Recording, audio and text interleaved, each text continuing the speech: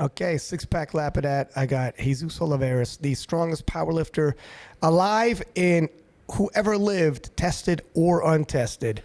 And we were talking about... Be careful, Ryan. They'll crucify you for saying that. All right, catch a beef here. Yeah, you're right. Have you gotten pushback on that just because, is it too bold, or is it... Because statistically speaking, you are, though, right? I mean, the stats speak for themselves. I think I just do a good job keeping my head under the water, and I just kind of, I'll see it here and there. There's like a few people in the untested community who will be like, oh, Dan Bell's numero uno, or they'll be like, John Hack's the best, and stuff like that. Which, I mean, those guys are all great, right? And then they'll have like their arguments and be like, my favorite argument is the wraps is still considered raw. So a wrap total is still better than a sleeve total. But I'm like it's comparable? That's not a fair. Yes. That to me is like, dude, like, you know what? At best, it's best not to even argue with those people because the case, the data, like just, I'm like, okay, you're pretty much like one of 100 people who believe that. So let's just leave you in the corner. That's true. You know, like I'm not going to stand here and waste my time debating you. If you feel that strongly about it, keep on believing that. Yeah. And I mean, because like there's also a caveat, right? So it's like especially now that we have such a talented group of guys competing in lifting, that it's almost kind of differentiated between being the strongest and being the best, right? To be the best, it's a subjective argument, but I mean, when you're the strongest, like there is no other conversation to have except the end total, right? And I mean, that's interesting. That's an interesting one there. When you say that, do you mean some guys will call themselves the best, and would this be, for instance, I win a world title, so I beat everyone who was there on the day, the world's best, so I'm the best. However, there could be someone who has the record who is the strongest. Is that what you mean? Or, I mean, you have both. But I guess like it would just be, because I mean, you've referenced it a few times, how it's like the big three, right? How it'd be like me, Rondell, and Perk, how they're technically better than me on body weight, but at the end of the day, I'm just stronger than them. Right. Okay. I would say they're probably better than me if I was to like just kind of unbiasedly look at everybody, right? Like if you want to play formula, statistics, whatever game you want to play, I'd probably give them the edge on it, which, I mean, I guess I'm kind of fine with, because it's not really so much in my personality to, like, it just doesn't make sense to me, because there's never a world where I can compete with them on a consistent formula. It's just, it would literally take my sleep away if I allowed it to. And at the same time, like, both of those guys are phenomenal athletes. Like, I have a lot of respect for them. Like, it's just very difficult. Like, the closest one is maybe like Rondell, because he benches and pulls close to what I do. So it's very inspiring. But, like, realistically, both of those guys are so special in their own right that it's very difficult to compare, like, multiple outliers, because their height, their leverages, their build, their genetics are so attuned to what they can do and how they're built. Because it's like me, for example, I've been over 300 pounds since I was 18 years old. Holy shit. So it's like, I don't think there's any way either of them could get that big and sustain it, right? So that's special to me, where I'm just built this way. And the same with Rondell. Like, he's maybe like an inch or two shorter than me. He's a big guy, but he's a lot stronger than what he looks. And you can't compare that to him. Like, he's a unicorn. And the same thing with Perk. Like, I don't even think he has to cut into 74. Barely. He said barely. Actually, he was a kilo under this world's. Yeah, so it's like he's literally lifting.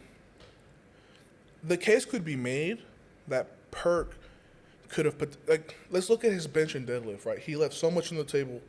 The case could be made if he pushed his bench and deadlift, he could have potentially out-totaled the 83s. But obviously we know that he's not even trying. He doesn't want to push the record to a point where it makes it difficult for him to win Sheffield, right? He broke the record, took the squat record, but obviously he left it in the tank where he's still going to be a favorite, in my opinion, going into 2025. So it's like, these are things that you can't really like quantify. Like, yeah, you can quantify some of it, right? But at the heart of it, like, it's almost like you're kind of pulling at hairs. It's this debate is also in boxing and MMA. And there's a lot of people who won't even humor it. And are like, there's no right and wrong answer. You can never prove it. Like you said, in terms of trying to quantify it, there isn't data to do it. You can make a formula, but we've had 4 or 5 different formulas with 4 or 5 different kings. So there isn't an actual formula that rests. The one formula, if we're in a strength sport, and the one week we can measure it where there is no debate whatsoever, period, is kilos. Yeah. And in that respect, you could raise your hand and be like, excuse me, then it's got to be me. Here's the thing. Once people say pound for pound, they automatically, I feel like, disclude you. Like, well, you're not allowed to be, even in the conversation. No, you're not allowed to be. It has to be someone smaller than you. That's why we're saying pound for pound. Then Could we technically label that like big person discrimination? I think you should start canceling people. I'm kidding for the people who take that stuff serious. Don't cancel anybody. I think we're canceling people who say it. I think it's offensive when people say pound for pound now. I think you're right. You're like, why am I being excluded? That'd be a funny shirt. Yeah. There it is. But you're 100% right. And in terms of what you were talking about earlier with like comparing raps to, like, that's a whole, the maturity you said in terms of, if I identify you yourself are an outlier as a troll, there's 100 people who agree with you. You tell me 2 + 2 = 5. Hats off to you, bro. Keep it moving.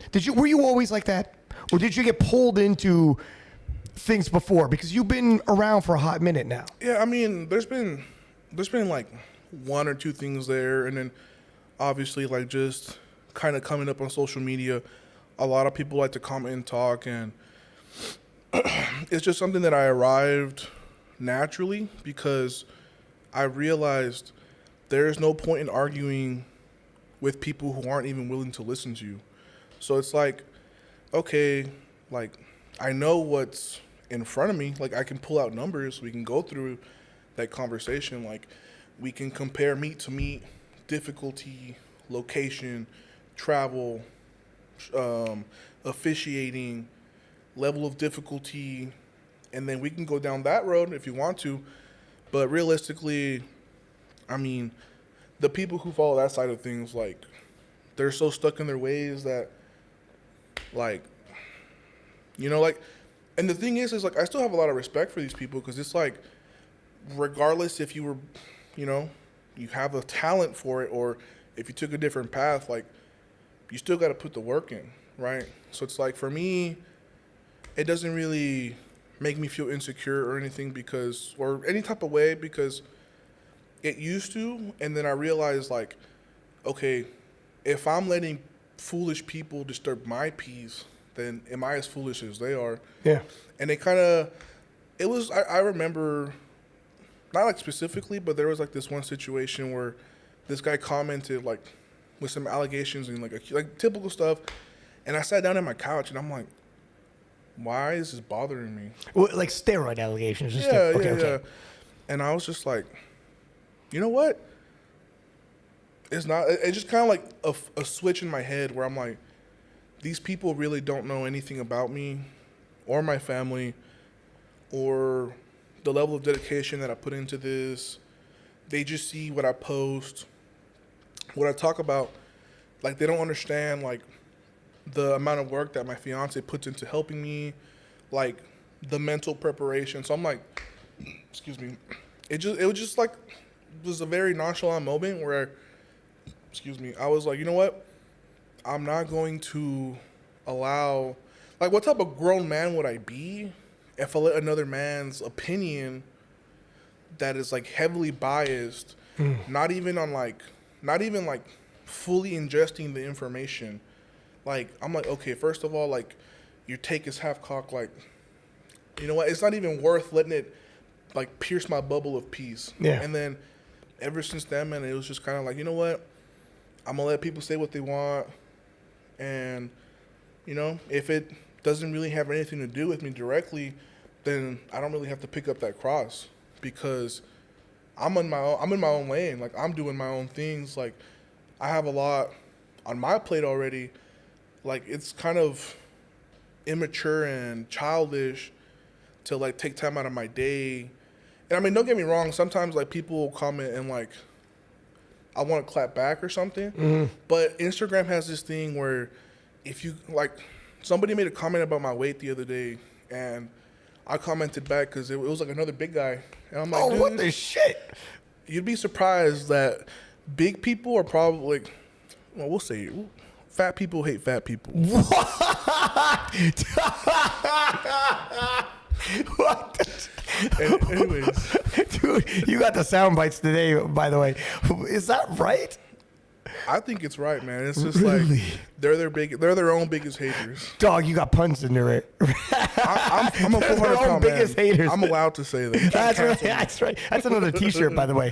Fat people are their own biggest haters. So anyways, like I commented back and I'm like, dude, like you're fat too. You can't say anything. And then immediately I get a strike from Instagram saying you can't use this word, blah, blah, blah. So I'm like, okay, I can't even clap back at these people. Yeah. Number two, these people have an option to ban people from even commenting back. You know how like when somebody says something and you Yep. click on reply and it says X, so doesn't let anybody at them? Yeah. So I'm like, okay, to begin with, these people probably have that option. I can't even say anything back if I wanted to. So like, I'm like, you know what? I'm gonna just drop it there. You guys say what y'all want. I'm living life, doing the best that I can, doing decently. So it's like, who's really winning, you know? Yeah, I mean, I was talking to Russ. Like, here's the bigger you get, it's inevitable people are going to do things like memes, have opinions on what you're doing, etc.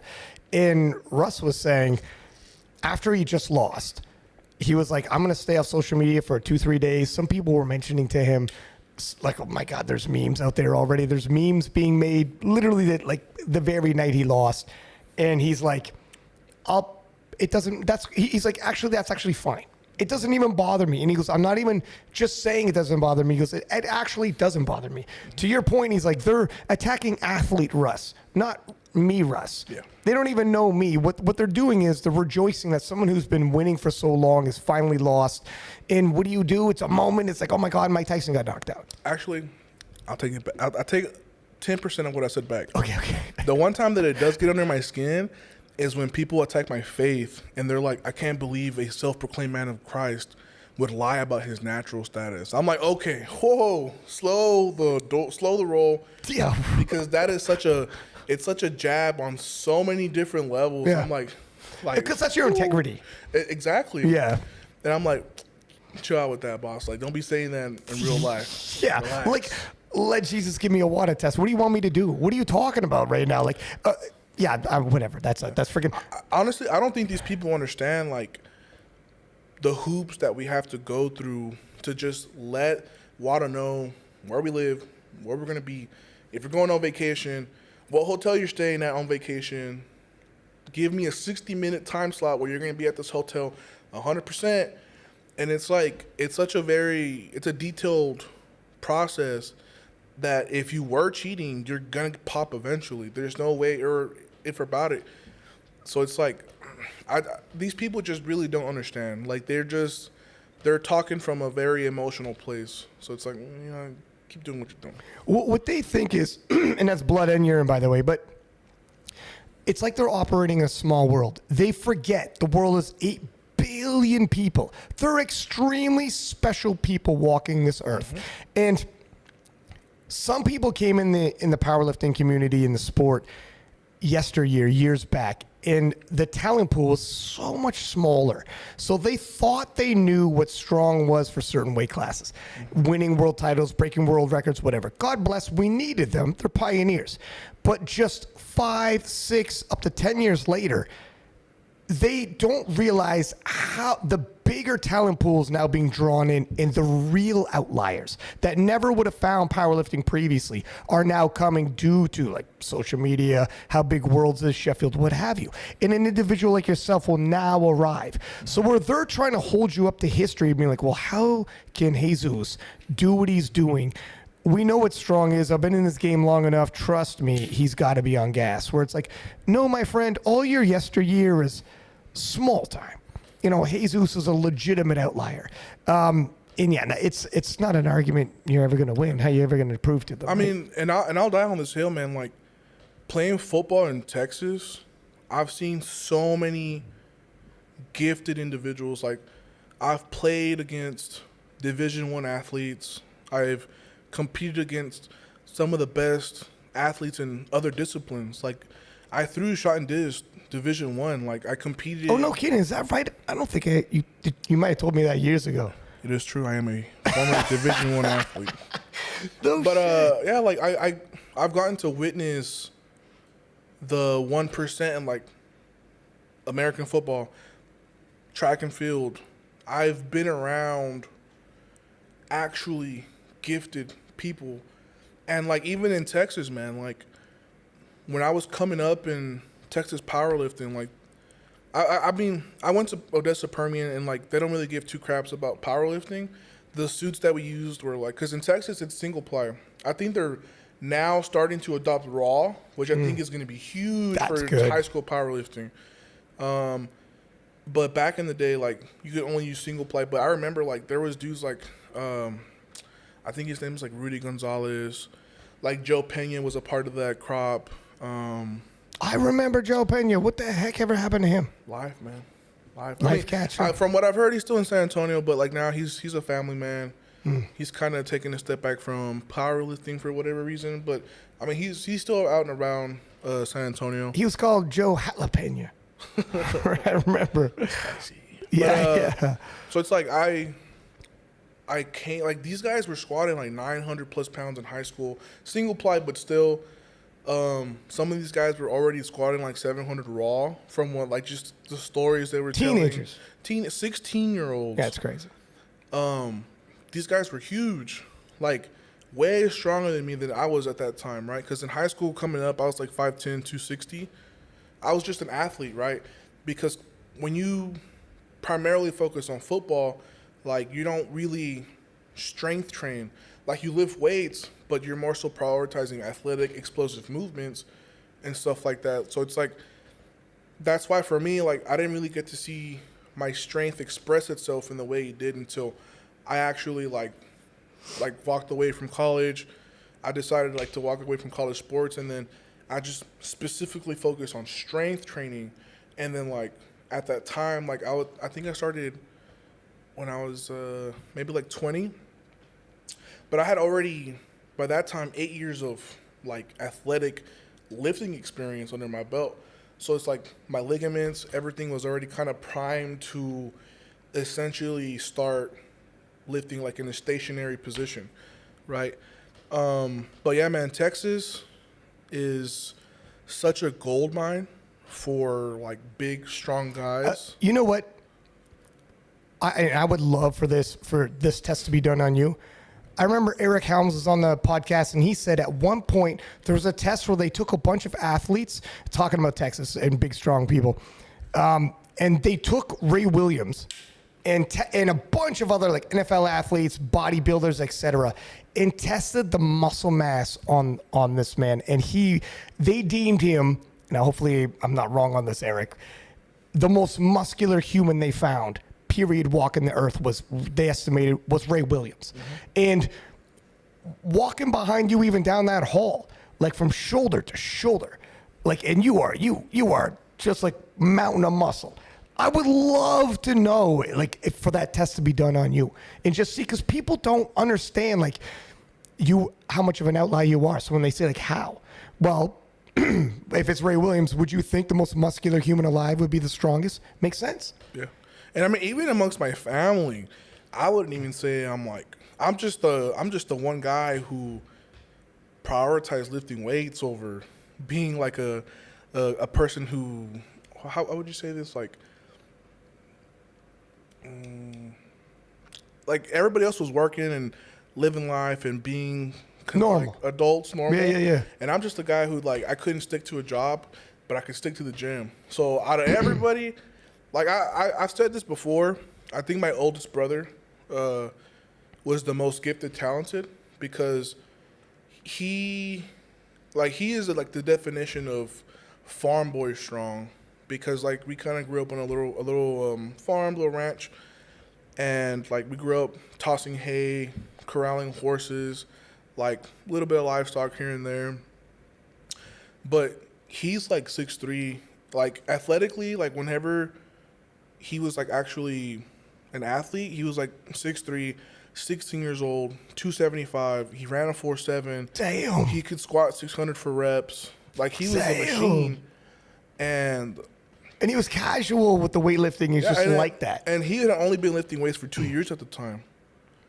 So, like, in my head, I'm like, okay, if my brother could have had an opportunity, like, we don't know. Like, in my family, like, that's just, and then, like, I have Pablo behind me. Pablo, like, the difference between me and Pobs is I started lifting weights when I was 12. He started lifting weights when he was, like, already later stages of high school. Mm-hmm. And then even then, like, I started powerlifting 3 years before he did. You started when you were 12? Lifting weights when I was 12. Like, was it, and how serious, are we talking like squatting and?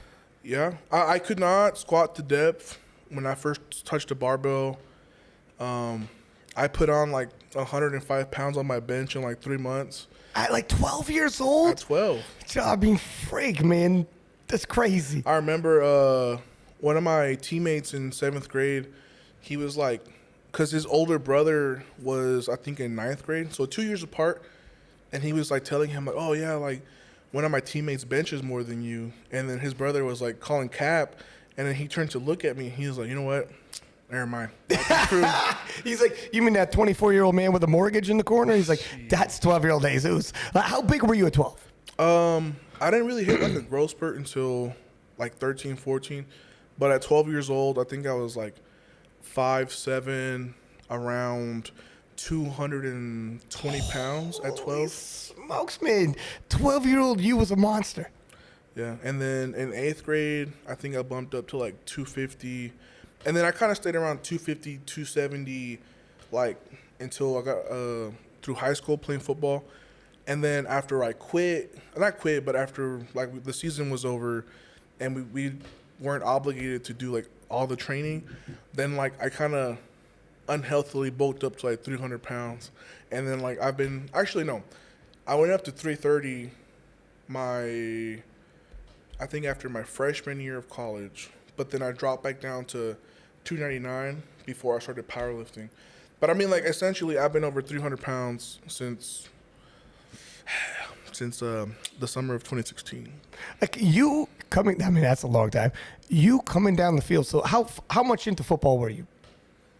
My dream was to go play professional football. So I was like all in on playing football. I can only imagine you coming down that fucking field, and only seeing you in the peripheral, and it's too late. I mean, like, that'd be terrifying. 5'10", 270 is pretty small to be like an offensive lineman in Texas. But I mean, like, where I excelled in was just being explosive and quick. Like, that was really more my bread and butter. Like, yeah, sometimes, like, because of the way the offense we played, it was more like finessing than it was overpowering, because the concept in football is like when you're trying to create a lane, if you can step off the ball faster and get to the point where you need to be before your defensive lineman, then essentially like you're just outmaneuvering him. So the concept of overpowering somebody can be compared to simply outmaneuvering them, because if you can get there before they do, then while they're on one foot still coming off, you're already 2 feet where you got to be, then all you got to really do is like kind of topple them over. Yeah, so, yeah. Like, that's kind of how I used to play the game. Like, I would look at it very technical, and it was more so like, okay, like, if I can be faster than them, and if I can beat them to that position, and if I can set myself up to essentially open up my gap, then I did my job. And then after that, like, if you go blocking downfield and, like, maybe you get a sweet blocking highlight where you blindside somebody, but, I mean, essentially, like, you have a job to do, and then you just do the job. You right now, could you go on the football field? No.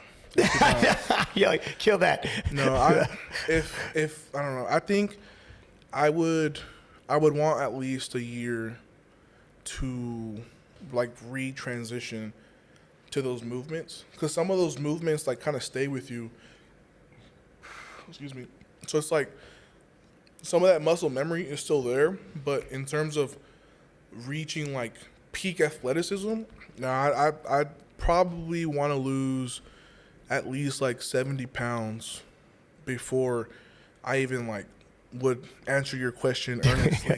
But right now it's a solid no. I don't want to lose you in powerlifting anyways. When Pablo started powerlifting, whereabouts were you already in the powerlifting career? Because I remember in 2021 Worlds, after you had won your first world title, and I remember asking you, like, is there anybody, because you slayed, I think there was like 4 or 5 world champions. And Ramsey, you mind getting me a drink, love? My God, thank you, sir. I remember you had slayed like 4 or 5 guys who had either been world champions or medal at the world championships. And you were 21. You were young. It was your first worlds. And I was like, Jesus, you're already ahead of these guys. Who's coming up? And you were like, my brother. Were you already like pretty deep into powerlifting? So by that time, that Worlds was, so let's go down the path, right? So my first meet was in, I think it was December of 2019, and then COVID happened 2020. I competed in July of 2020, and then I had like my breakout meet where I totaled over 23 at 22. My third meet, I pulled 400 kilos at meet, and then Nationals in Daytona was my 4th meet, and then Worlds was my 5th meet. So by that time, I think I had been powerlifting for like a year and a half, maybe 2 years. So not... You were a world champion within a year and a half? I think so. That's freaking crazy. We'll say 2 years just to be safe. Sure, okay. But that's still crazy because you were the super heavyweight champion. There was nobody above you. Like, well, I mean, at the time, like, we gotta look at the context, right? So, Jezza wasn't there in 2021, and I think Ray was still like rehabbing. I think he was still hurting, and I think he was just more focused on like his doctorates and stuff, if I'm not mistaken. Because I know, I think he graduated in either 2021 or 2022. I could be mistaken. So it was just like the transition and how everything happened. Like, it was like looking like hindsight, everything was just kind of in order for someone like me to step in and do my thing, right? And then obviously, like, I mean, I've been taking care of myself. I've been smart and diligent. So it's like we've kind of gotten to see like a few years back to back, right? But yeah, man. I mean, that's the one that got away. I remember your Instagram. Is your Instagram handle still? No. Right now Okay. it's a Mega Gojira right now. Okay, that's right. I don't know if a lot of people remember those. I remember. It was like that. You versus Ray was the one that got away. Maybe at some point, I had Perk in here, and Perk said, I asked him, who's one showdown you would like? And he's like, I want Taylor. I'm like, still Taylor. After all this time, he's like, yeah, still Taylor. But for you, is the Ray Williams thing, are you past that? You're like, look at, man. I mean, I think so, because, like, I honestly didn't watch or listen to any podcast, but I think it might have been Joey or one of my brothers told me that one of the points you guys made were that on my best day, I beat Ray's. I mean, on my worst day, I beat Ray's best total, right? So it's just kind of one of those things where I think even if you put us at our best side by side, it's just like my bench is kind of what secures that difference, right? Because realistically, I think he at his best, he would out squat me, and then I think we would pull relatively similar, but it's just like my bench is sufficient enough that it would kind of erase that bench gap and then maintain that lead into deadlifts. And I mean, at the same time, we kind of had like this moment in Reno actually where we bumped into each other. Oh yeah. Yeah. Was that the first time you met face to face in real life? Yeah. No kidding. I've gotten close to at the Arnold in Columbus this year, but like me and Pablo had to go to our booth. Ray got swarmed, so I didn't get to talk to him then. But I was wish my I was first in the time. room for this. It would be crazy to see you two. Big Chris, Joey's brother, was like actually there. He was right behind me. So he was like medium-sized Chris in that room at the time. He was like, guys, I hate to bother you guys, but this is like actually a historic moment. Yeah. So don't mind if I butt into y'all's conversation, but I think we should take some pics. 100%. Yeah. Yeah, and I mean, I've always had a lot of respect for Ray. I can confidently say that I was one of the people who never talked down on him. Like I've never once said Ray was washed and stuff like that. Like even though a lot of people were counting him out when he was down, just because of the respect that I have for him, because it's like it just makes me like I'll say this, my squat at Sheffield. The thing that I took away the most from that was just the dedication that Ray had to even go past 478. Because when I sat down after that squat, Ryan, like I kid you not, I literally had a moment where I'm like, do I ever even want to squat more than the weight that I just loaded? You're like, what? This is unrelatable to everybody in the world except for Ray Williams. Exactly. Ironically. Exactly. And it just, in that moment, like I kind of developed a more sincere level of appreciation because he's the only person who's ever experienced what I have, because it's such a tremendous load of weight that it genuinely questions your commitment to the task, because it's a lot of weight, Ryan. It's a lot. I wouldn't be here if it happened to me. I know. Like people watch it and they're like, "Oh my gosh, like how does it feel?"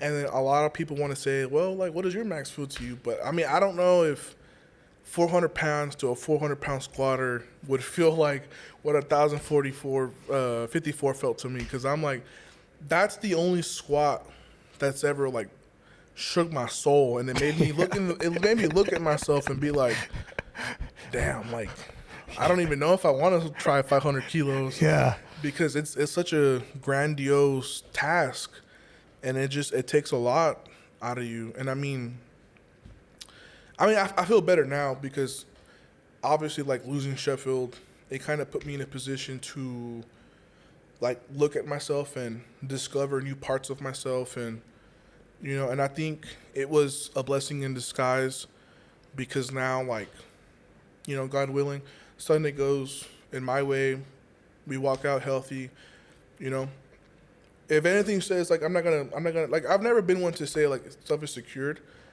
but, if I manage to return back to Sheffield next year, then I think me losing is actually going to be in my favor, because, like, Perk went a lot harder than I thought he was going to. Yes, he did. And I mean, he still has a lot left in the tank. Sure. But him hit 836. You know what? Okay. He learned some things. The travel, he said, impacted his body weight. That's why his body weight was low. The squat, his third squat, was under what he did in Powerlifting America Nationals, but not necessarily because he was sandbagging. Yeah, it wasn't as coasty as people thought. Yeah, no, I saw that. I mean, like, obviously, I experienced these things, so I can tell a difference when someone does get affected. Like, a good example that I don't think any people is going to talk about Russ is, like, his flight got messed up. Actually, yeah. He had 1 day of rest. Yeah. And he had to go compete. And, like, who would have known if he would have gotten here 4 days before? Maybe we could have seen 860 Russ. But, that's a conversation for another day. But you're right in terms of, like, you've been around the block and been going to world championships for years. But Russ, when he was on the podcast, said, I don't know if I forgot or if I got a little too confident because I've been winning so long, but stateside. So then when he forgot, no, when you go to Worlds, book out, because his flight got delayed, but he's like, even then, I should have booked further out so that even if there was a delay, I wouldn't have been in trouble. He's like, I just got a little complacent because it had been so long. I've been to Worlds, been a few years, and I've been winning. So he's like, you just get complacent. Yeah. And that is the killer, is complacency. And actually, that's a good question for you. Is that something that you fear? Is like, do you ever fear, like sometimes, man, without someone breathing down your neck, how do you feel about that? Actually, so this is a really good question because it's a question that I've managed to ask myself repeatedly these last few months, right? Obviously with like Timur's development and whatnot. And maybe before Sheffield, I've always thought about this, right? I've always asked myself, well, Jesus, like, how are you going to respond when someone does come knocking, right? And it would always kind of give me like this weird feeling in my heart of like, well, shoot, man, like if it's my time to lose, it's my time to lose. But then like getting hurt, it like flipped a switch in my mind where I just had like this feeling because Timur messaged me. He was like, hey, man, I watched your video. Is that what he did? Yeah, I mean, we messaged every now and then. No kidding. But it, like the fact that I knew he was watching my videos, I'm like, okay. And then like it might have just been me making it up in my head, but it almost seemed like his training like elevated. Like, oh shit, like Jesus is hurt. Like now's my chance. So he just got like a second wind. Have you noticed that with his lifts? 421 squat, 405 pull. Do you think? I watch his lifts. Do you think he feels?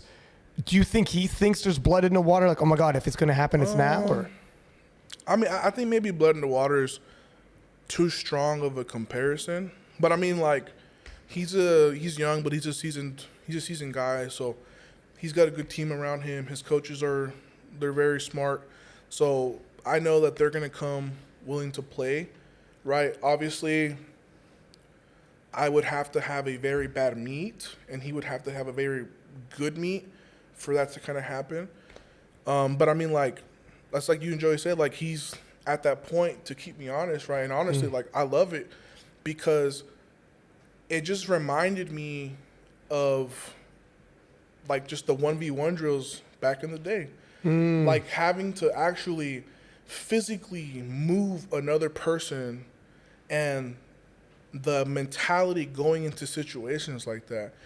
And it just like invigorated me to a point of like, maybe euphoria is too much of too cringy or too whatever, but it also gave me this wind of like, I'm not ready to lose. Like I need to really lock it in and come in at my best shape because people like, and then we can even talk about the IPF post. Like they were saying like, oh, we've only seen Jesus hit over 1100 at Sheffield and Nationals.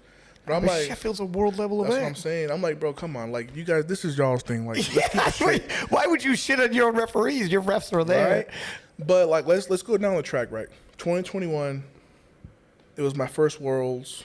I was a little green. 2022, I was pretty hurt pretty badly. Yeah. And then even on top of that, they took away my third squat. One of the referees, his name will not be mentioned. He's a mutual benefactor. He came up to me and he was like, dude, like, yeah, we screwed you over on that third squat. And then in 2023, my Sheffield win was already, like, that was me just coming in like. Yeah, I remember now the narrative. And that's what made, thank you for setting the table for that. Sorry, we'll pick back up. But yeah, you're fine. I remember the Sheffield going in, there was all those questions, wasn't there? Can you meet the standard? Will you be able to meet the standard? And you went 9 for 9 with the biggest total we'd ever seen, tested or untested, not missing a single left technique. You were technically so proficient. And that was like, boom, that's got to be the greatest performance. I mean, like, it's kind of nuanced, right, to say that, well, my best meets, I was the most locked in. But I mean, like, it's true. Like, in my first 1100 total, I was expecting Ray to show up. He didn't pull out until I think the week before or 2 weeks before. And then, like, even having Matt Gary in the stands. Like, I remember talking to Joe. He was like, hey, man, like, we don't really have to follow the game plan anymore because Ray's not going to be here. Like, we can just sandbag. And I was like, no, like, I've been preparing for this moment with the mentality that Ray was going to be there. So we went through the game plan. Like, nothing changed. In my mind, while I was lifting out there, Ray was taking his attempts too. And then Sheffield 23, I was dialed in. I was like just in a different headspace, like technically, like just the way I was moving, like the energy that I was producing, different. And then after getting hurt, first of all, me losing Sheffield, like that lit a fire under my ass. And these last few months have probably been the most inconsistent training it's been because, like, I dealt with an abdominal issue. I got sick for 2 weeks, and then I hurt my hamstring. So, like, I'm like, okay, I shouldn't have pushed, like, straight to 100 after Sheffield. Like, I need to remember, like, I'm not a rookie. I got to go through my paces, right? But getting hurt and admitting my vulnerability allowed me to kind of see past that doubt of how I'm going to respond to a situation like this. And it just took me back to like playing football and like having to actually physically not like fight, but it's a combative sport, right? Mm-hmm. Like you're literally firing off as hard as you can into another person that's either your size or bigger, and it's your job to absolutely dominate them. Yeah. And I can say like that is the image that I'm coming into this World Championships with. Like I want to go out there, I want to set the tone, I want to go remind everybody like, okay, yeah, like I lost, but it's still the best, third best meet ever. So let's slow it down a bit. And yeah, then, stay out of my DMs asking questions. And another one, it's like, I just turned 26. Like, some of these guys are talking about me like if I'm, like where Ray was when he got hurt, you know? And it's like, I'm not 40 declining in my health. Like, no, like, there's only, I think, like a 2.5 year difference between me and Timur. So it's like, yeah, he's developing quickly, but at the same time, like, so am I. You know, if you take his best numbers and my best numbers in training, then, like, you're kind of, oh, well, you know, like, he's making ground. But then you also see, like, I'm still, like, if you put my best training numbers before Sheffield, I was at 1180 plus. Oh, wow. 1180 plus, Ryan. Oh, no. Yeah, because we were all thinking you're going to beat the rap untested total. Yeah, you know, didn't go my way. Yeah, but well, still can. There's time. I mean, and that's always the plan, right? It's like just because something doesn't go your way doesn't mean you put that in the shelf. Like, no. If the possibility is there, you keep going for it as many times as you can because you never know when your last chance is going to be. So, but I mean, I'm just saying, like I know it's fun and all, and the image and because I'm a very visual person. It's like when I lift, I wanted to create a visual, right? You always talk about like musicians, artists, people of that nature, like their art, their craft illustrates. I want my lifting on Sunday to be illustrative. I want it to just show people like the truth, right? So it's like that's just kind of the image that I have. And honestly, I don't think I would have been able to find, or actually, I don't think I would have reminded myself of these qualities that I have if it weren't for these guys. You know, shit, they're my age. They're not young gentlemen. They're my age. We're in the same class. They're juniors, but I'm like, dude, I was a junior like a year and a half ago. Yeah. So, okay. So when you say about the way you talk about is a lot like Penna. He's like, powerlifting is how I express myself. Mm-hmm. This is my art. You draw a picture or paint, play guitar. I powerlift. That's why he's like, I don't want to play overly safe at times. I want to load it up when you don't think I'm going to hit it and grind. And I'm showing you some heart when I grind. I'm showing you something. That's pretty beautiful. Because I mean, it's beautiful. And I don't think I've said this like on air, but that's kind of the way I feel, Ryan. Like when I'm in the gym is to me what a like surgery table is to a surgeon. When I'm in the gym, there isn't anybody in that place or in the world who is more profound at what I can do with my gifts than at that given time. Because I mean, you know, you can chop it up and put it in like the sports psychology box. But I mean, like, that's just kind of, that's my thing. You know, it's like when it comes to being able to technically evaluate myself in the moment, there isn't anybody who can coach me better than myself, right? Like, obviously, like, Joey's been there. He's guided me and mentored me. But at the point where I'm at, it's like if Joey tells me, like, hey, man, like, brace a little harder, like, there's just a smile on your face. Like, come on, dog. Like, there's just a certain wall. There's a certain depth that goes to, but it's like once it gets to a certain point, like, it's up to me to really take that and invigorate it in a point where I'm like, okay, I'm thinking like head to toes from the way I grab the bar, like every little aspect that I can possibly manage at the same time. Like, that's my responsibility to really perfect it, right? Because, I mean, the more you go, the better you become at like having proficient technique, being an efficient lifter. There are times where you come to realize, like, it doesn't matter how good you are, it's very impossible to make every lift identical. Even if it's the same weight, exactly 7 days apart, exactly X amount of rest. Like, there's just little variables that always kind of alter it slightly, right? Whether it's for a good way, a bad way, or a really non-important way. So it's like, it's the lifter's job to really dive into that and kind of like work on your repertoire, like be efficient.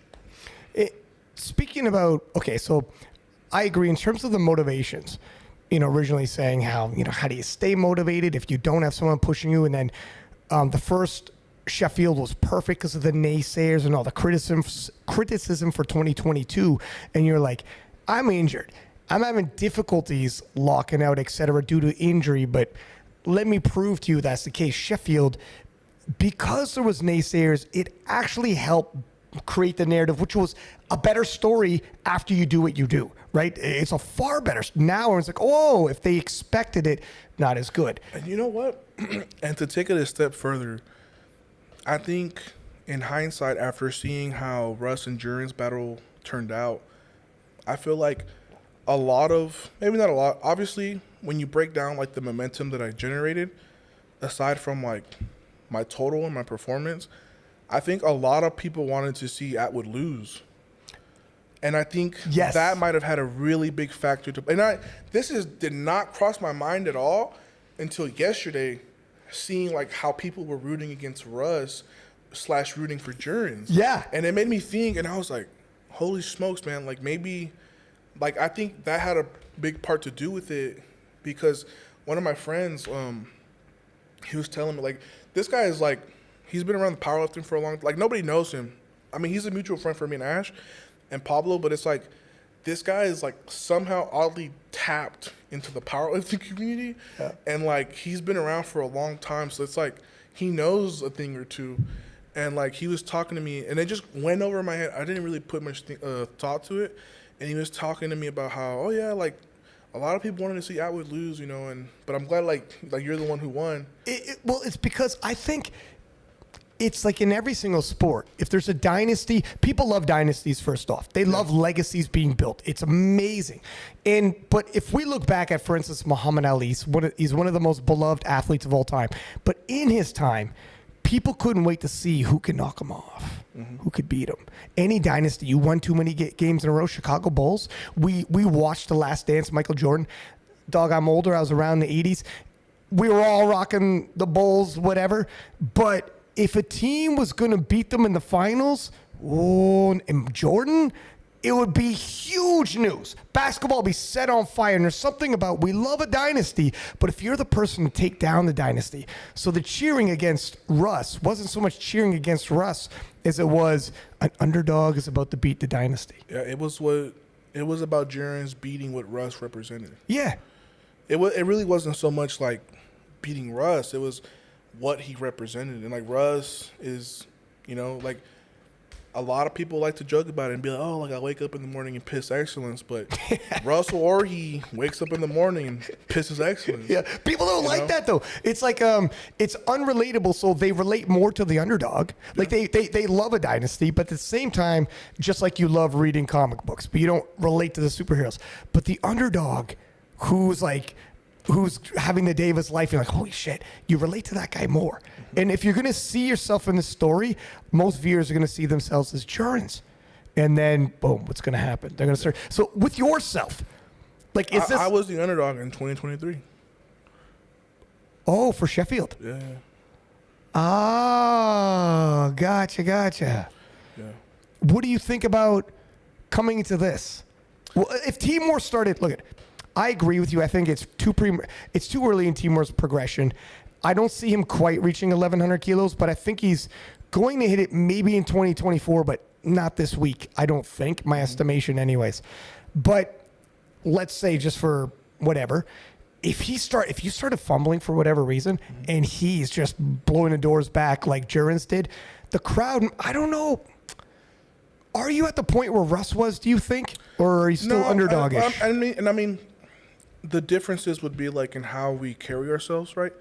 I carry myself very differently. I'm not as like flashy or like, we just move differently, right?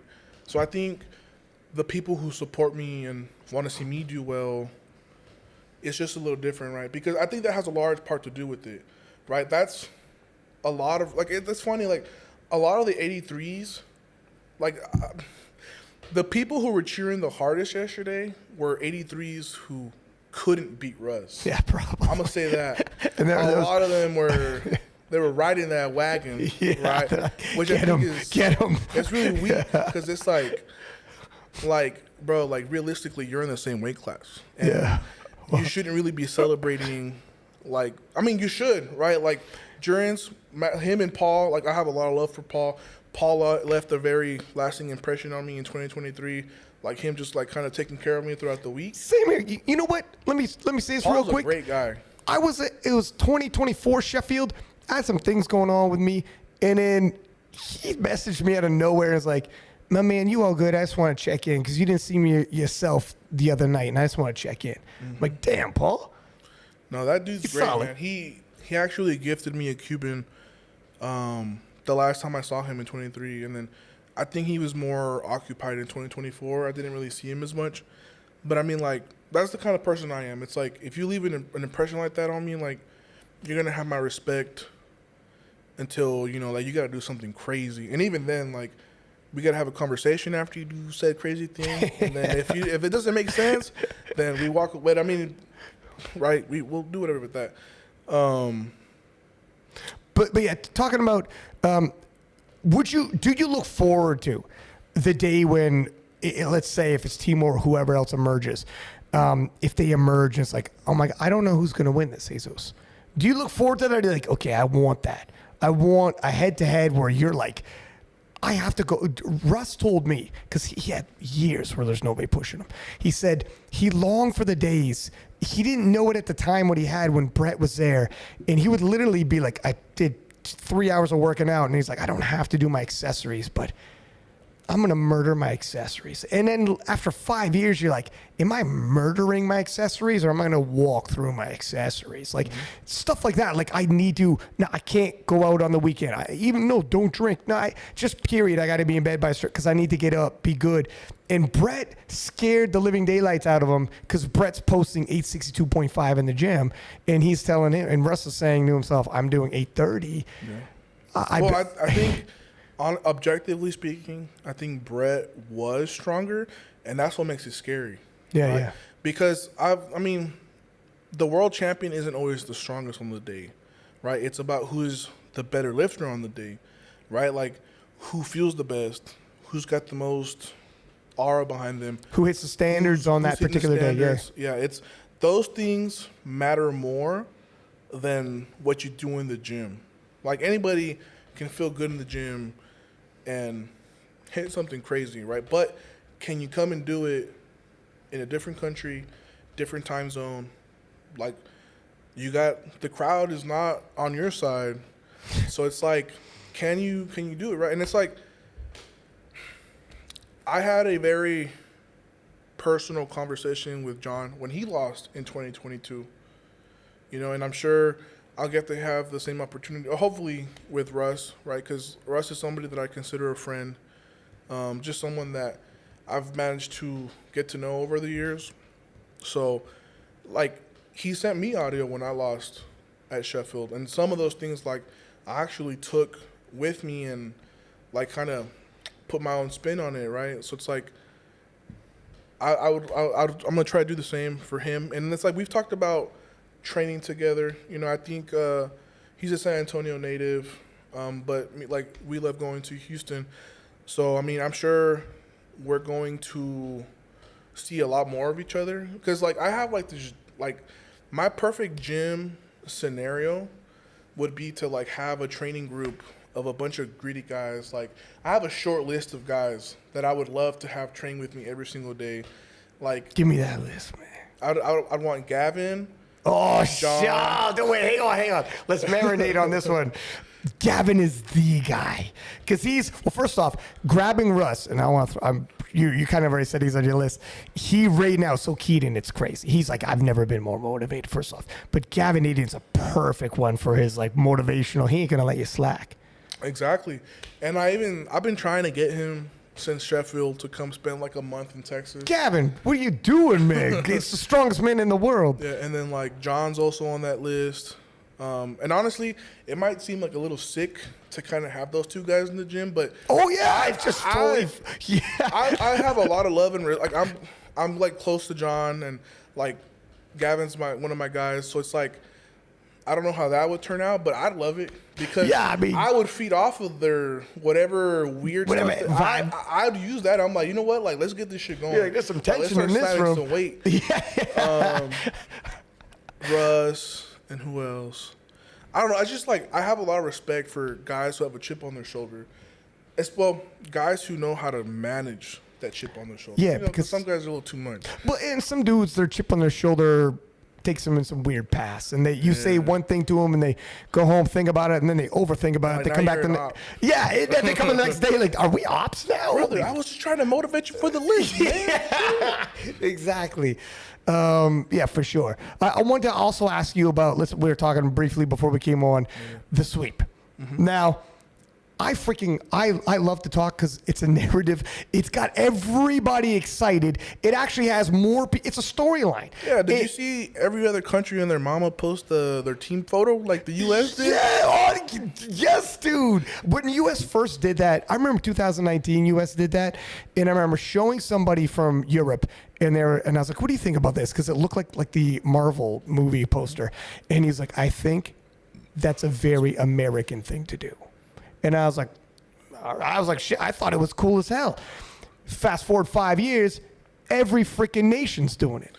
Yeah. I didn't know so many people were going to bookmark that post. But I mean, I shouldn't be surprised. I know, but it's the wildest. I ran with it because I liked it. Mm-hmm. It was good. Yeah. It was good. Marketing-wise? So that was a very impromptu moment, and because like, Joey had told me that he said don't go anywhere. They're gonna call you up since you're getting the invite to World, so we can get like a photo for everybody, right? And I just remember sitting down in the stands and like I'm starting to get goosebumps. I'm just like feeling very motivated, and because of obvious like tension between some of the camps on the team, I thought it would behoove us in a positive manner to kind of put a pressure on everybody that was going to force us to like us unite, against them, right? We're a team. Mm-hmm. Like we let's take care of business, and then if you guys still feel inclined to pick up whatever y'all want after, be y'all's own guest. But I thought it would be good for the athletes to kind of have like something to unite under. Like, I mean, I understood well-being, that it was going to allow for opportunities like this, but at the same time, like, I have a lot of like Russ might have lost, but it's like if Jurgens and Russ were to have a rematch 7 days from now, like, I'm not gonna say, oh, Jurgens is gonna win back to back, and I'm like, nah, Russ might win the rematch. Sure. Right? And not only that, Russ lost. Look at the freaking, everybody's going crazy. And I don't know how the heck because I was super leaning into the sweep talk. It was I love sports. I love it create discussion. Look at everybody it made talking. powerlifting feel more sporty. Yeah, it did. Like, it really did. And it's like, so I have two takes on this, right? Obviously, like, as part of the U.S. team, like, it hurts a little because Sure.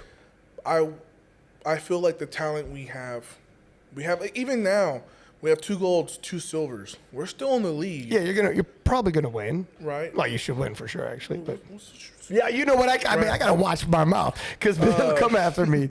And then, so I wish we could have done it. Like, if there was a possibility, and that's what made it crazy, I think, is that other countries had to look at what I was saying and be like, you know what, he's not, like, off, like, it's not impossible. No, because there's truth is why they got all rattled. If there was no truth to it, it'd be like, all right, whatever, that was awkward.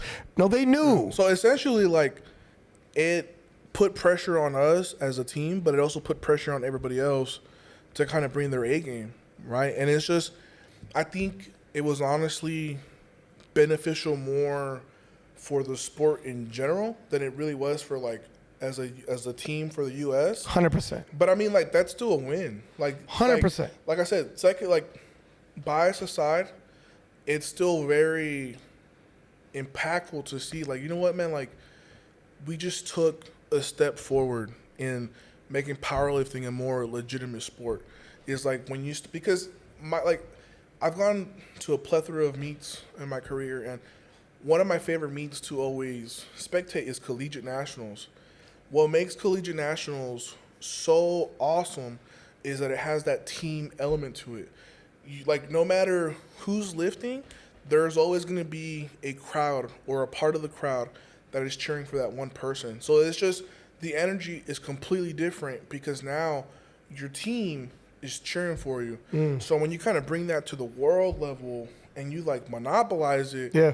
and you create this team versus this country versus country narrative, then like you guys saw what happened yesterday. The entire UK team, or a lot of the UK team, they managed to take over the crowd, and it just electrified the competition. And it's like it just added this crazy element, like that moment Jurgens had where he silenced the crowd, like that. Yeah, that was crazy. That was crazy. That was crazy, man. So it's like yeah, you know, like Russ got silver, Jonathan got silver.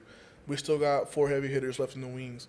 But I mean, like, put all that aside, and it's still like I had a good amount of people in my comments, like a lot of great Britain people. Okay, let's talk about that one sec though. You're 100% right about, you made it a team sport. I've had friends before, like me and Pete Spence, talk about it, where he's like, I'm just not super interested in the country versus country angle, country team points and stuff like that.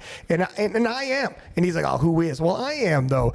And we disagree on that. But one thing you did for this particular Worlds, the way you made teams feel more important was by throwing that out there. Hey, I know how to stir it up and make you care about teams. And it'll be like all you guys against just our team, if you like, if that's the way we got to do it. And boom, that's the way you did it. And I guarantee you, 20 years from now, you're going to look back and be like, you want to hear a wild story? I grabbed the mic one day. I got told I had 30 seconds to prepare a speech in front of my peers live on stream. It's going to be recorded. And I said, in 30 seconds, all right, bing, bang, boom, and the freaking world went crazy. And, like, you know, I can't believe this got to be almost surreal for you. I mean, I've only, like, put this much thought into it this week, right? Because I've just been noticing how people have been commenting on my post and whatnot. So it's only been, like, a recent conclusion.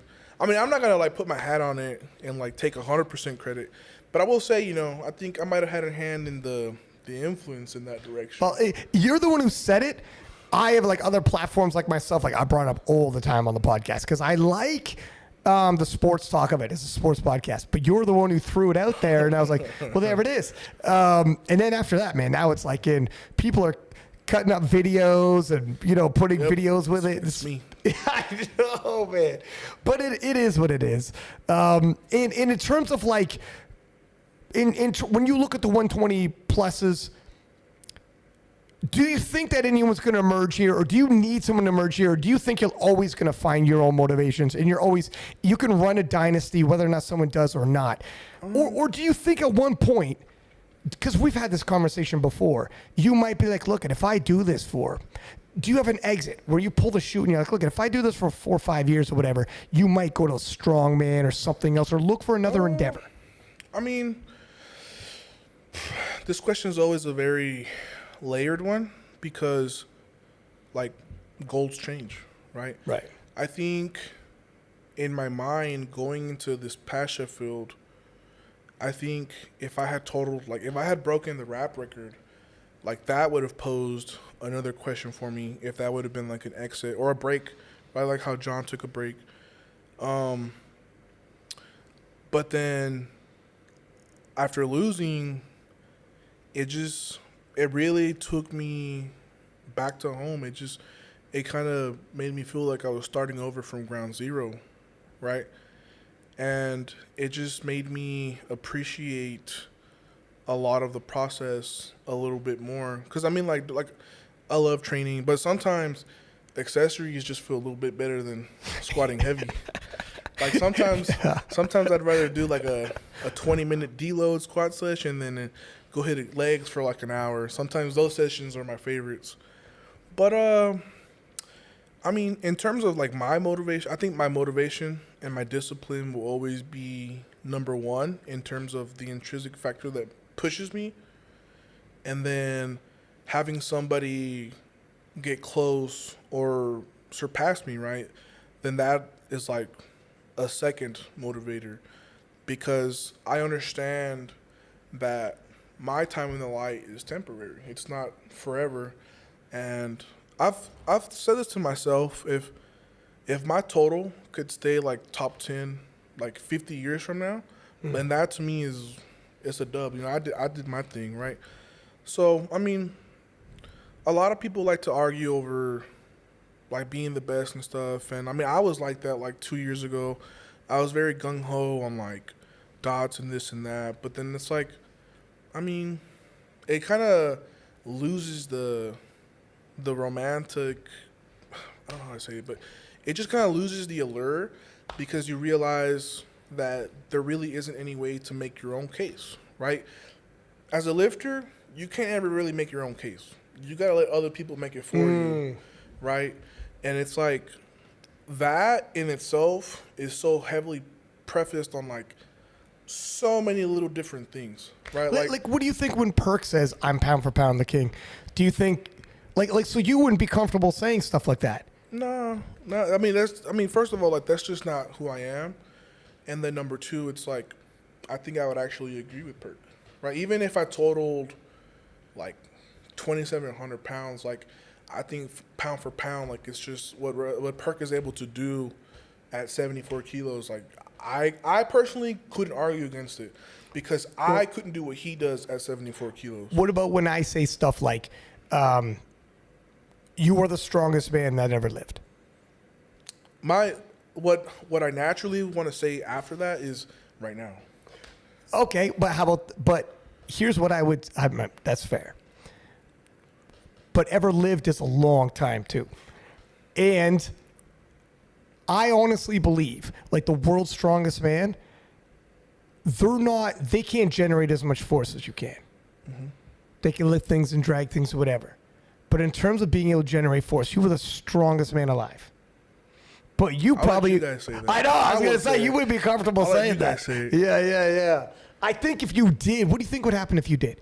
Do you think your social media blows up, but then your haters do as well, and it becomes? I just think, because I mean, obviously, it's a fine line between being factual, right? Because it's not wrong. I wouldn't be wrong if I said it, but I mean, it just kind of plays in part into like my belief system, right? Like to me, it's like we all bleed the same, we sweat the same. I am not better as a person than somebody else. Like, yeah, I might be statistically stronger, physically stronger, whatever. But I mean, titles like that, like they come and go, man. Like it'll be somebody else's time eventually, and I for sure don't want to be an old head who's like, I if anything, I want to be able to help propel the next generation forward, whether it be somebody 10 years from now, whether it be Your brother? my brother, my son, it could be whomever 15, 20 years down the line, you know, like, because the way I feel right now is completely different than what I feel after Sheffield, because going into Sheffield, like I was, like that question was on the table about me potentially either transitioning into something else or taking a break. But it's like right now, like I'm just going to continue searching for the best version of myself, right? Because I do think I can hit 1,200 kg in sleeves. I don't know when. I don't know how, but I feel like if anyone can do it naturally and do it in sleeves, like it's me. Like it's in my capabilities at this time. And it's like I don't want to spend, and it just kind of goes back to what I was saying earlier. Like I've made peace with myself, like not arguing like these little things, right? Giving attention to things like that, because it's like as long as I just focus on what I have to do, like I can.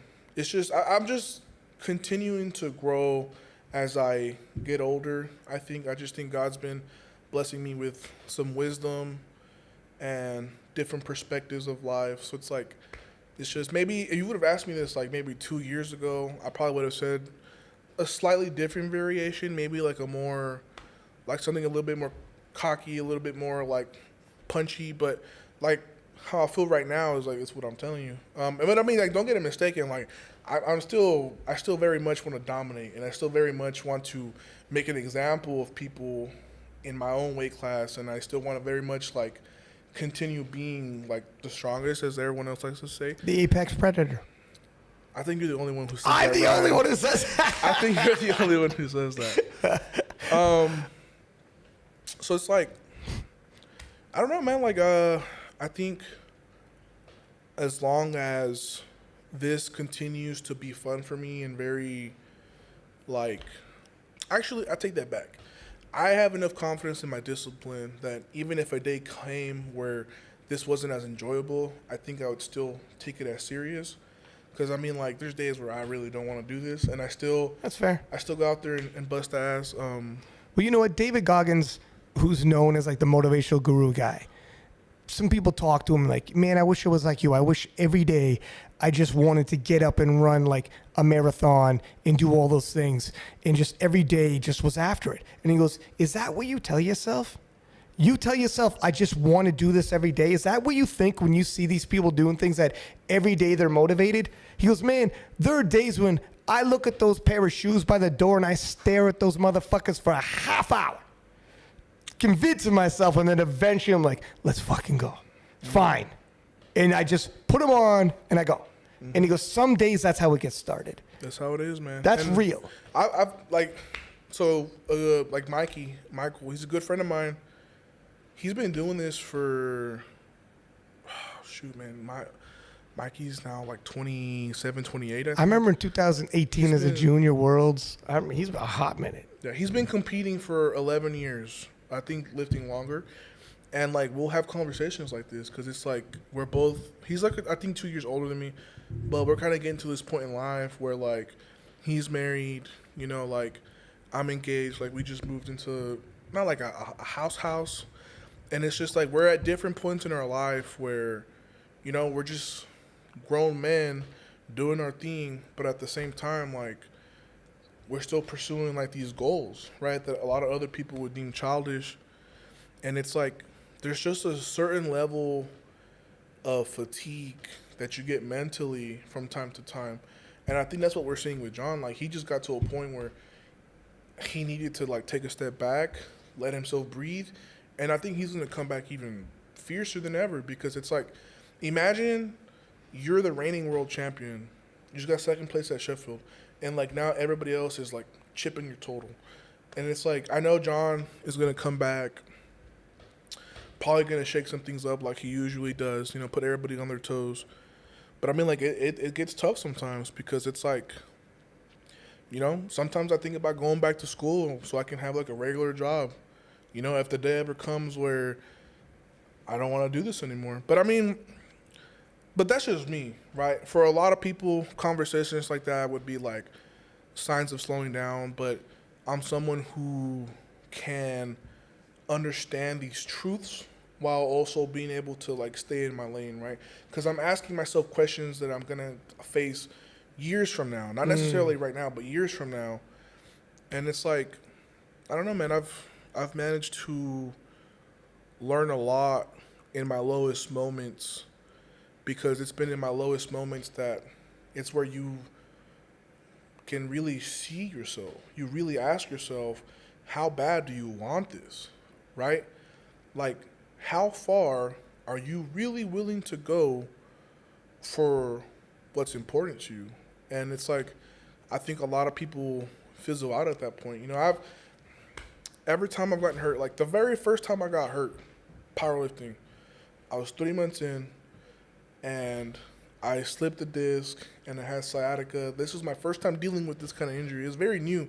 When you experience something, now if I re-aggravate something like that, I'm like, okay, take a month or two off, go through my routine rehab, I'll be good in a few months.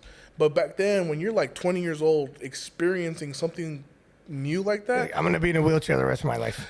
I remember I would go to bed literally asking myself, like, why did I do this to myself? I would literally, like, lay down, because, like, it was difficult getting into my car or getting into bed. And I was just like, why the hell did I do this to myself? Like, why can't I just be a normal person? Like, why am I, like, putting myself through this pain? Like, why? Right? And it's just like, it's in moments like that where your resolve really gets tested. Like, what are you really made of? Why? Like, what's pushing you, right? And it's like, yeah, sometimes I get tired of doing SPD, but realistically, like, what is pushing you? At this point, man, shit, I don't know. Here's the thing, like, because it's an interesting question, and you don't always have to have an answer all the time, is what people need to understand as well. But there's a reason why Jonathan, after a while, got battle fatigue, because he was constantly in battles and constantly pressure, mounting and then win, mounting super close and then win. And then he turned the corner and he's never had an easy one. And there's guys like Russell who was, I don't know, he's just built different or whatever. And he's like, this type of pressure is a gift. This type of pressure is a privilege, because people care and I'm doing something special and people are watching and I'm in these moments. And yes, if I fumble the ball, it'll go crazy, but I'm not going to fumble this and I'm going to keep it going. But the pressure will build the longer it goes. And that's where it's an interesting question. I remember asking Russ, if you win too many times in a row, does it become, when you win, more relief or happiness that you won? Because it becomes expectation that you win because you've won so often. And he said, the day I lose, some people will be dancing in the streets, and I'm just fighting that off every time I win. And it's odd when it turns around on you like that. So I wonder, like, do you ever tell yourself, like, do you ever feel, not like, I don't think it's going to react like Russ, but more, is it a pressure and you tell yourself when you win because you were expected to win, are you happy you won at this point? Or are you telling yourself, man, it's more relief. I'm still the champ. I'm still the man. I'm still him. I feel like there's a quote that comes to mind that it's like, you have to be more scared of losing than you are, like, excited to win, right? And I don't know, because I was literally I literally talked about this in one of my recent YouTube videos, how the pressure of expectations can be very daunting, right? Like, sometimes it's easier to let somebody else carry that load for a little bit, right? I mean, I don't know how Russ is taking this, but I mean, I can imagine that in a sense, like now, he's probably excited that like now he's back on the hunt instead of defending, right?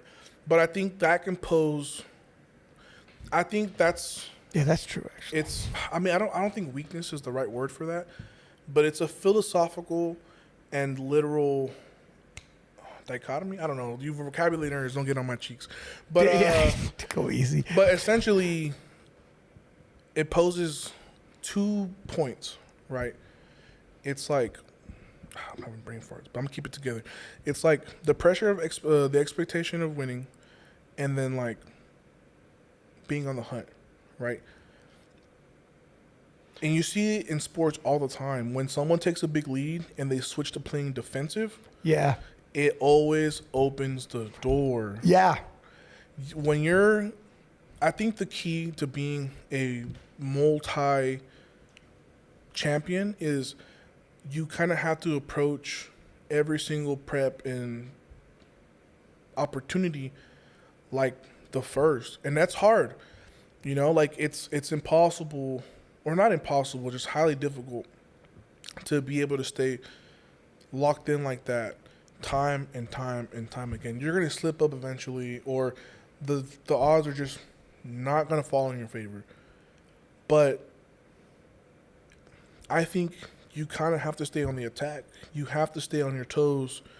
And I think, and I share the sentiment with Russ in terms of like, I agree that having competitive pressure of somebody being close is a privilege, because when you're someone who loves going into the gym, when you're someone who like idolizes like Michael, Tom Brady, Kobe, you know, like those are athletes that I look up to as well. I know Russ has a lot of admiration for those guys.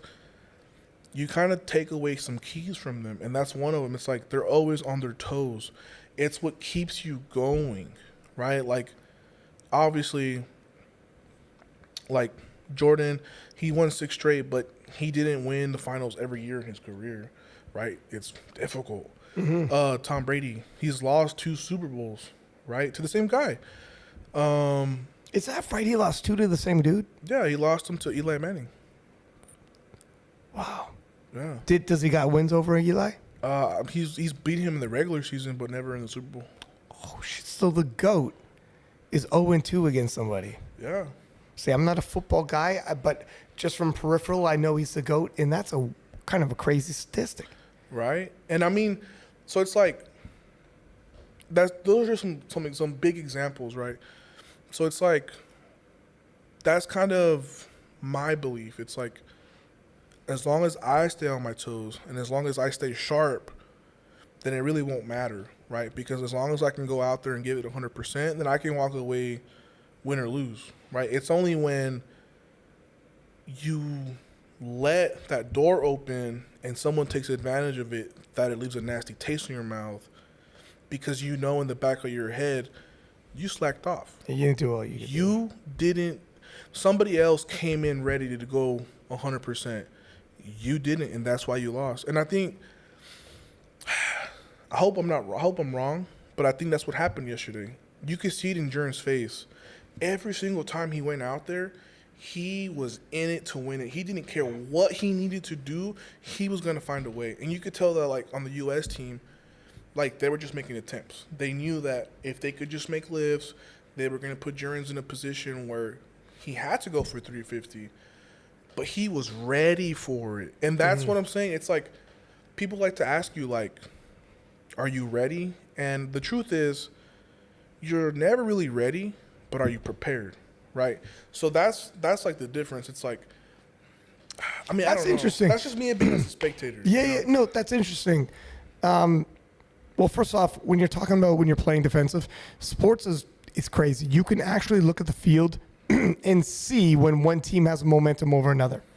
Even though the score hasn't changed yet, you could feel it. It's actually like you could feel the momentum, and one team is just overly defensive. Happens a lot in football or, whatever, a lot of these team sports. And you're like, oh my God, I got a feeling the other team's going to score and they're going to turn it around. Yeah, because didn't Jurgens change his opener? Like, he raised it, right? So bringing it back to Jurgens, yes, he raised it. And then when Deads came, same deal. Even though Russ was ahead, he was for sure defending against this fast charge.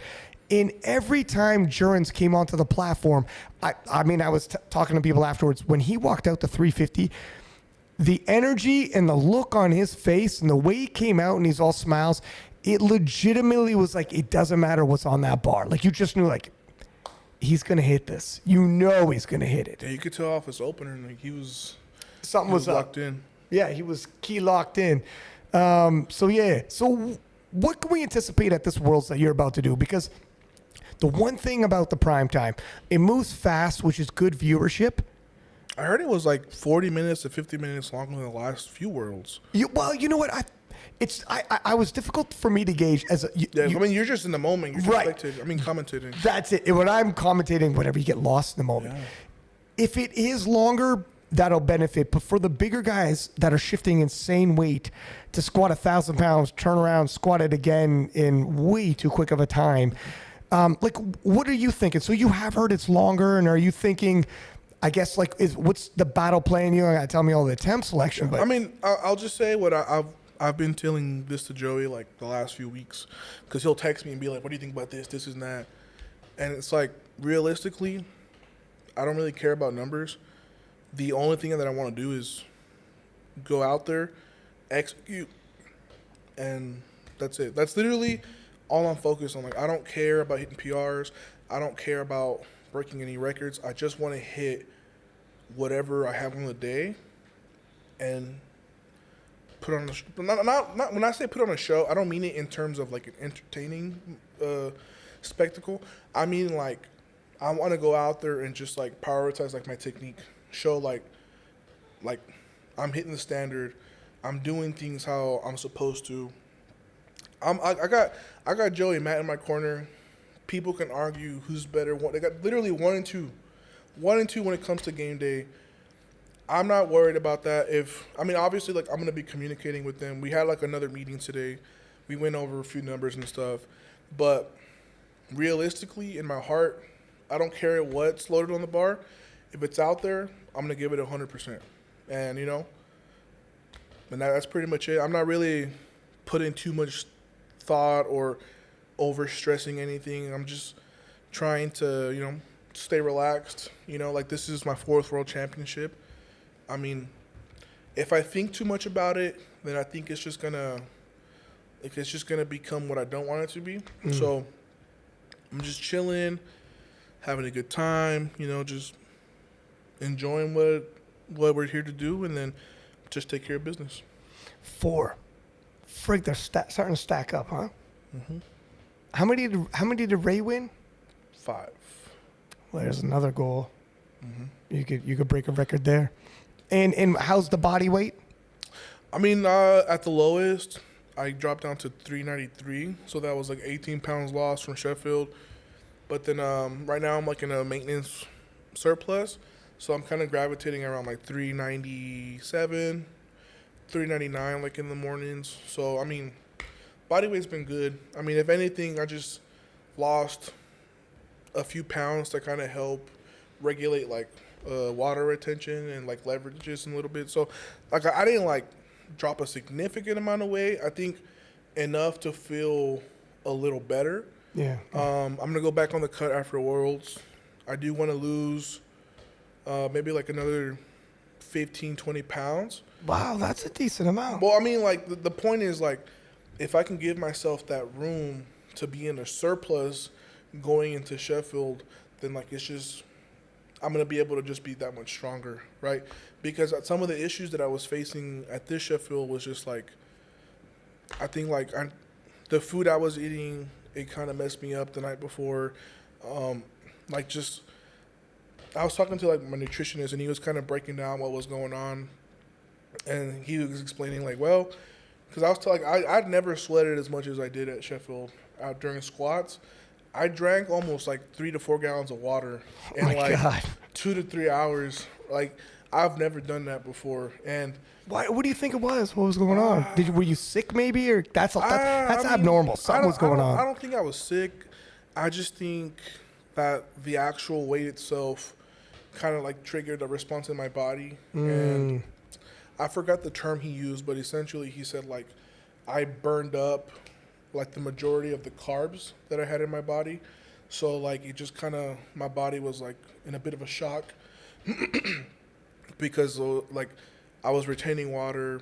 I wasn't like peeing as much as I should have been. And I think that really messed me up going into deadlifts on my opener. So like that set us up back a lot. And then I was cramping going into bench, not like as bad as I did on my last deadlift.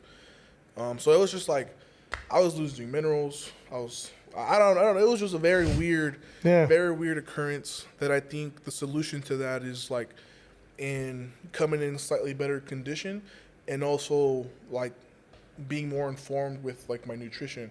So those are the two things that I took away from Sheffield that I've been like trying to educate myself more on and just be better at. Because I think that's really like the next step in my evolution as an athlete is just like prioritizing my nutrition, like my salt intake and stuff like that, because like I really am doing some crazy stuff in the gym. So it's like I do need to take it as serious as what it is if I really want to see the peak at which I can execute at. So it's like just gotta take it a little bit more serious. Is it Sheffield that you plan on 1,200 kilos, or is Sheffield first the rap record?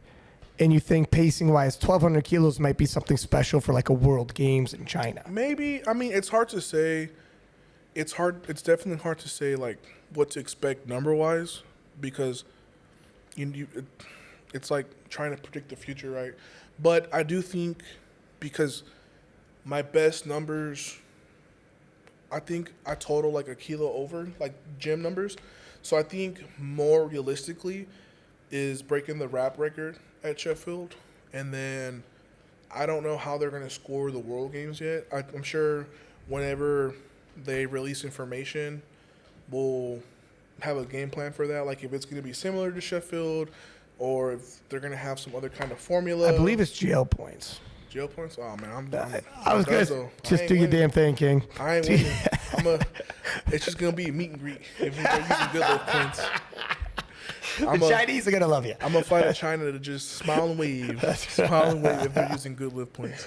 But you could put on, here's the thing about the World Games. I'm told in China, they'll have like 15,000 people watching the powerlifting. It's going to be absolutely monstrous.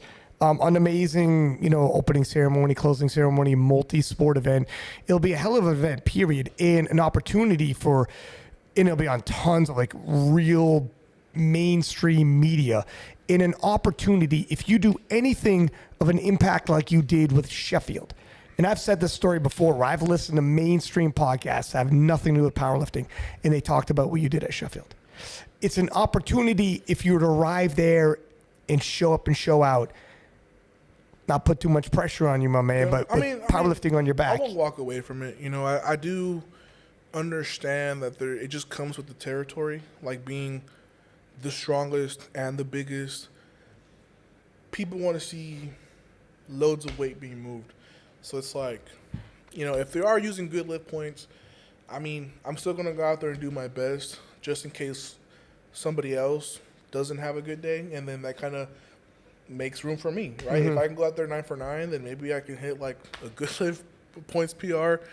I love that you couldn't keep a straight face. You're like, whatever the fuck that means. It's not impossible, unlikely, but not impossible. So that's enough of a chance for me to take it serious. But as powerlifting goes, because it's a multi-sport event, all these other people from there's like athlete compounds, mainstream media, none of them are going to know what good lift points are or give a fuck. They want to see weight get shifted, and they're going to be looking at you. Think of this as like an opportunity where it's just like, I'm going to smash some crazy weights, and that speaks past anything like a good lift points. Yeah. I hate to play that card. I'll let you guys play that card. I won't play it. Fair enough. I'll Fair abstain. enough. Fair enough. But yeah, I mean, but at the same time though, like I don't know. I might have talked about it with you how next year it's gonna set the precedence for like a triple whammy. Like if you can win Worlds, Sheffield, and the World Games. Oh So shit. it's like that's also like another argument to be made. Yeah, and they do split it. It'll be 120s and 120 pluses. You won't be graded against, Perk or Russ. That'll be 74s, 83s. So it'll be 120s and 120 pluses. I don't know how GL points favor them and how it looks, to be honest. Actually, maybe the only people who could beat me in good lift points would be Bob and Rondell. Maybe. Oh, okay. Because I think in terms of like 120 plus and 120s, because I think at Sheffield, I think I had like a 116. I actually won that meet on good lift points too. I don't know if anybody Oh, did knows you that. really? Yeah. No shit. But I mean, good lift points is so ass for me. Yeah, well, that's the problem. But anyways, I'm not going to sit here and complain about it for any amount of time. But I don't know. Because obviously, if Bob wins, then if he still wants to do 120 plus for World Games, well, I mean, I guess he could compete at 120. And I think Bob is actually going to go 105. Would for he Sheffield. be able to cut down for Sheffield? Bob said he came on the podcast leading into Worlds, and he said he'll do Worlds at 120, but he's only going to weigh like 106. He's going to cut down to 105 for Sheffield. And then I guess he could just get back up to 107 for the World Games. These are good questions. Because I think for Sheffield it is allowed because Evie's done it, Agatar's done it, where I think they qualify at a different weight class and then just weighed in lower on the day. So I think it'll be okay. Like if he qualifies as a 120, but then weighs in at 104.9 on the day. But I think for the World Games it's a little bit more strict. So he'll probably have to compete as a light 120. I wonder. So then, I don't even know the good lift points of it all, and where it all stacks up, to tell you the truth. But yeah, it'd be pretty cool if you won a triple crown. That would be cool. You're right. There is an opportunity for something, and it's another checkbox in your career. What are some of the things you want it? So you have the wrap total, 1,200 kilos, and then beyond that, you just take it as it comes, I guess. I mean, realistically, I feel like I've already beat the game, so I'm just kind of playing like New Game Plus. Yeah, you got to like make side missions. Yeah, and you need a new character. Missions. You need to unlock a new character soon, man. I know. I do have the next username, but I think I want to look a little bit more aesthetically pleasing before I make the transition to the next username. Oh, dude, if it's six-pack Olivares. Oh no, ain't no six pack. Not for a while. Saria won't allow it. No, we got work to do as a 120 plus. But yeah, and honestly, like looking at this Worlds, I think it's going to be great. I think although, Timur's 21, he's not going to be up there with you for another. 22. Is he 22? Look at me making him a baby. 22. Timur's, I think he's like 14. I think. He's only started lifting like 3 or 4 years ago. Really? Yeah. He's a freak too. He's special. Georgia. He's from Georgia. He's special. Hopefully, probably early this Worlds, but keep you honest anyways. It'll make people tune in.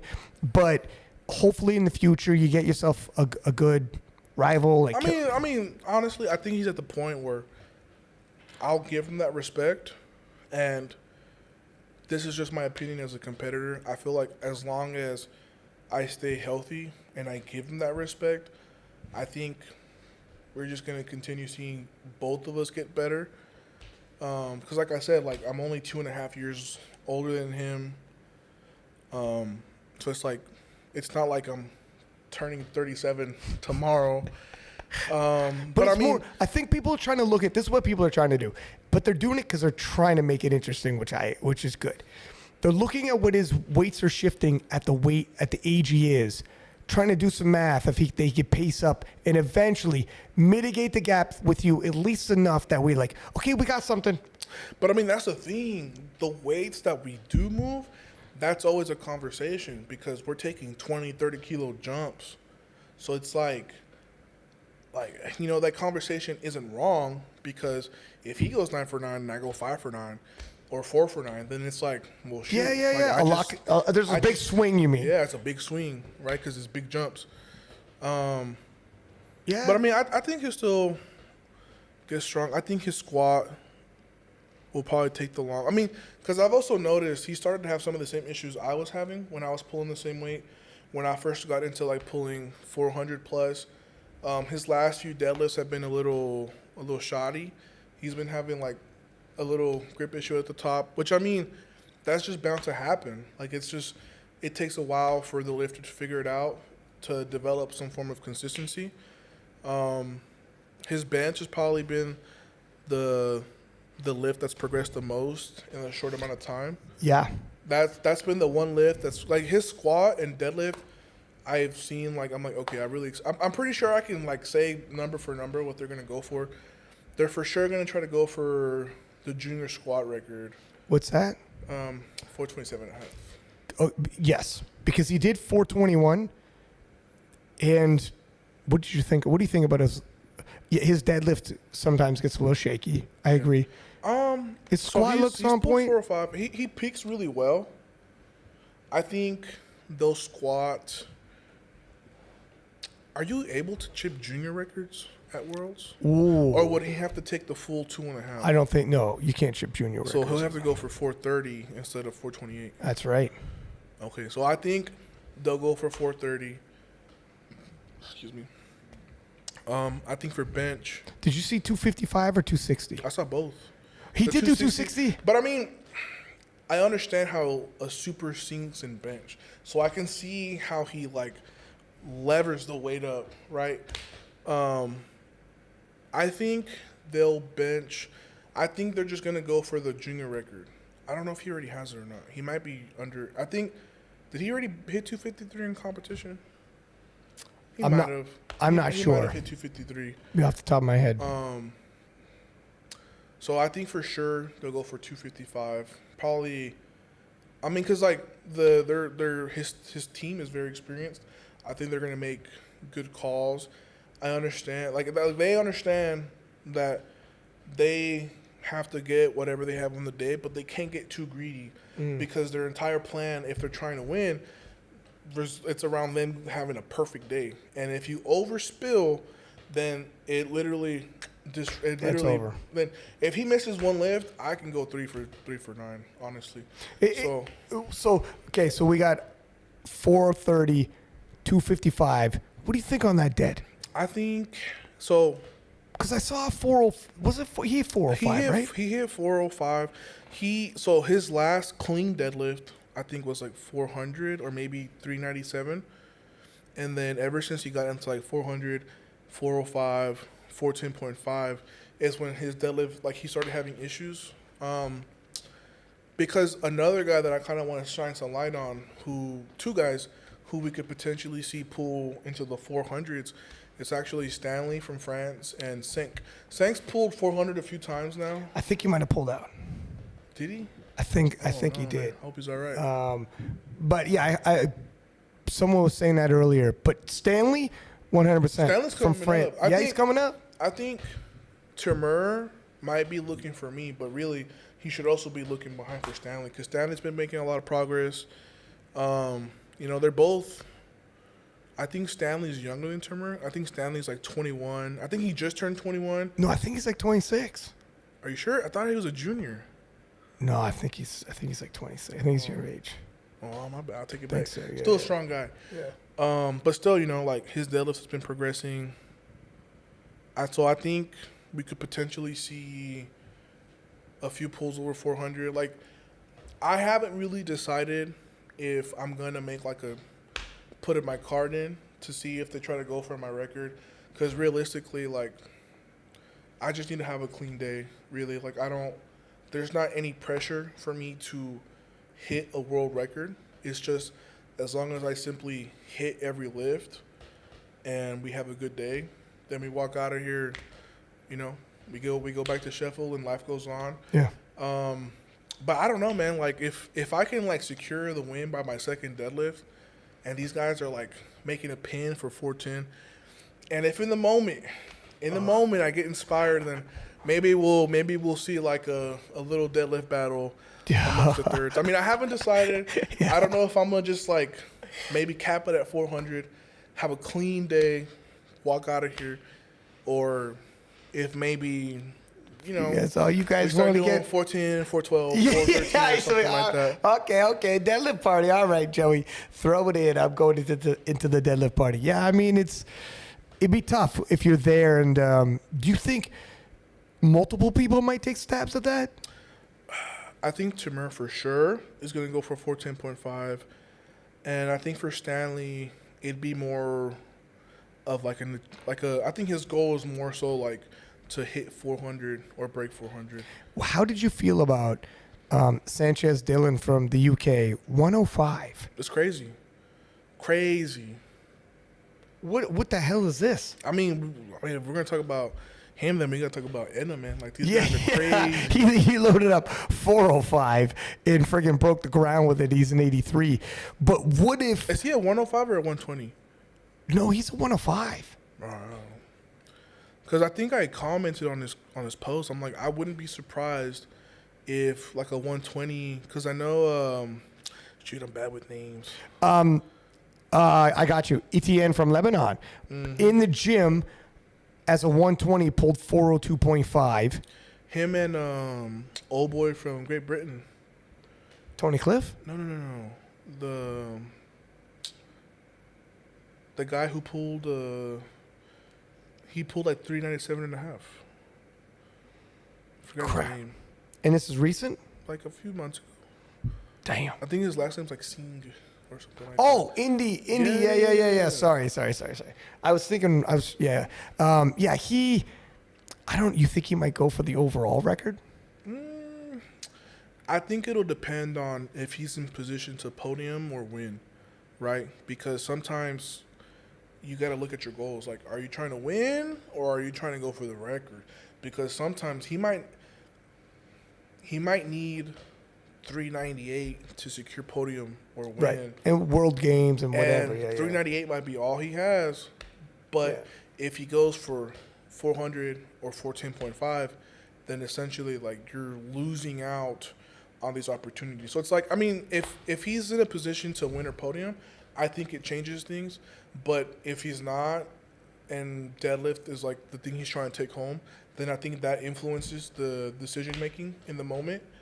So I mean, it's really going to depend. Like I think these next 4 days, it's going to be pretty crazy because we're going to see heavy deadlifts, heavy squats, heavy benches. Tomorrow's going to be crazy. The 105s are going to be crazy. 120s are going to be crazy, and then obviously 120 pluses going to get a little crazy. So I think these next few days are just. I just think it's going to be a good event. If they're even half as good as the first half of this Worlds, it's going to be it's one of the best Worlds I've ever been a part of. Wait, is Anatoly here? I didn't see him. I yet. heard. Is this breaking news, sir? No, I mean, I think somebody posted something about like him potentially being a wild card. At Sheffield? Yeah, so it's like that kind of like makes it sound like he's not going to be here. But I mean, I don't know. This is just a story on the offshoot chance. Like, Yeah. You know, I might just be talking crazy. Yeah. Fair enough. Listen. Wait a minute. Isn't Lithuania like 30 minutes from Ukraine? Yeah, we ain't far. Yeah, they just got to let him in, man. Same time zone. This is his background, his backyard. Fair enough. Listen, I appreciate you coming in here. Is there any last words you want to say before we let you go, sir? No, man, I'm pretty good. Thank you, man. You always answer the call. It means a lot. Like when Ramsey hit me up and said, I got an idea. Have never done a live podcast. We've never done a podcast in person. I like it. That person is way better. Yeah, we've done tons of podcasts over the years, but it was a phenomenal idea. We're going to keep doing it. So everybody watching, stay tuned every single day. How many watchers do we have? Where are we at now? 100 current, 1,200. What's the chat been saying? Chat. What's going on, chat? Jeez, be careful what you ask for. Give me a W in the chat, baby. W's, who's winning? It's going to be Jesus. Because back home, it should be like midday. Yeah, it's like 2:49 back home. I got 3. 350. We're in two different parts, though. Carlos, if you're not watching this chat, I'm not taking you to the gym. Someone asks what it's like to lift weights. I would normally be lifted in equipment by doing it raw. Could you repeat that, sir? What is it like to lift weights raw that other people are doing equipped? Feels heavy. I mean, even yeah, we're not gonna turn this into a chat Q&A, but That's like a different idea. That might be a cool idea for something else, because that's kind of what people use live streaming for.